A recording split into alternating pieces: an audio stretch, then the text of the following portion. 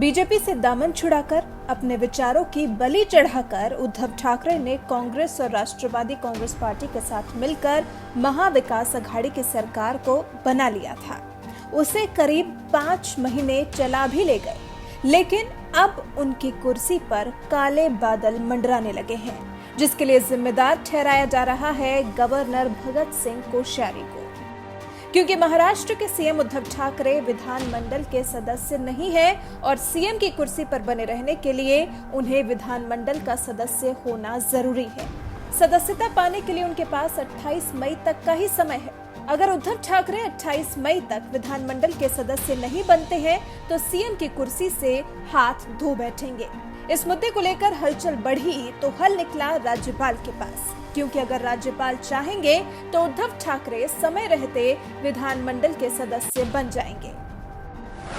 लेकिन असल में राज्यपाल ने यहां महाराष्ट्र सरकार के खिलाफ दांव खेल दिया। राज्यपाल भगत सिंह कोश्यारी जेबी वीटो का इस्तेमाल करते हुए दिखाई दे रहे हैं, जिसके तहत राज्यपाल प्रस्ताव को अपने पास अनिश्चित काल के लिए लंबित रख सकते हैं और इसके लिए उनकी जवाबदेही भी नहीं है। राज्य सरकार का तर्क है कि राज्यपाल जल्द से जल्द इस मामले को लेकर कोई फैसला ले, लेकिन राज्यपाल मामले को लेकर चुप्पी साध गए हैं। अब अपनी कुर्सी बचाने को लेकर उद्धव ठाकरे में बेचैनी इस कदर बढ़ गई है कि इसके लिए वो प्रधानमंत्री मोदी तक को फोन कर चुके हैं। उद्धव ठाकरे ने महाराष्ट्र की संवैधानिक स्थिति का पीएम मोदी को अपडेट दिया है और साथ ही मदद की मांग की है।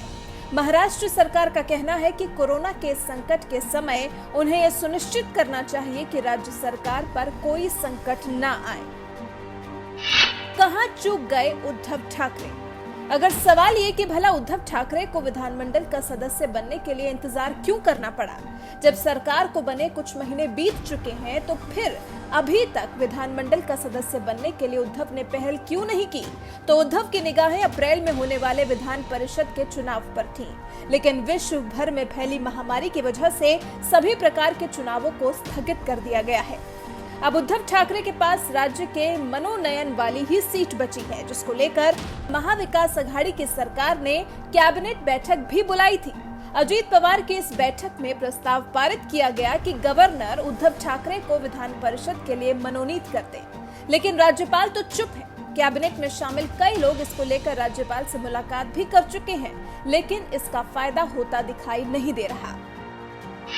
मामले को लेकर हाईकोर्ट में याचिका बुलाई गई। इस बैठक में भी उद्धव ठाकरे ने खुद न रहकर एक बहुत बड़ी गलती कर दी है और इसको लेकर हाईकोर्ट में भी याचिका दायर की जा चुकी है। हाईकोर्ट की नागपुर बेंच में रामकृष्ण उर्फ राजेश पिल्लई नाम के शख्स ने याचिका दायर की थी। याचिका में उद्धव ठाकरे को मनोनीत करने संबंधी महाराष्ट्र कैबिनेट के प्रस्ताव पर रोक लगाने की मांग की गई, जिस पर हाईकोर्ट ने 20 अप्रैल को सुनवाई की थी और स्टे देने से इनकार कर दिया था। हाईकोर्ट के मुताबिक इसकी वैधानिकता तय करने का अधिकार राज्यपाल के पास है, लेकिन राज्यपाल मामले को लेकर अपनी जेबी वीटो का इस्तेमाल करते दिख रहे हैं, जबकि कानून के जानकारों का कहना है कि कैबिनेट के प्रस्ताव को मानने के अलावा राज्यपाल के पास फिलहाल कोई और विकल्प नहीं है। लेकिन ये भी सत्य है कि राज्यपाल मामले को लेकर किसी को भी जवाब देने के लिए बाध्य नहीं है। कुल मिलाकर अब तय राज्यपाल को करना है कि वो राज्य में उद्धव ठाकरे की सरकार को बचाना चाहते हैं, उद्धव ठाकरे को सीएम की कुर्सी पर बने रहते देखना चाहते हैं कि नहीं, क्योंकि उनकी एक ना से महाराष्ट्र की राजनीति का पूरा खेल बिगड़ सकता है और कोरोना से जूझते महाराष्ट्र के लिए ये किसी गहरे सदमे से कम नहीं होगा।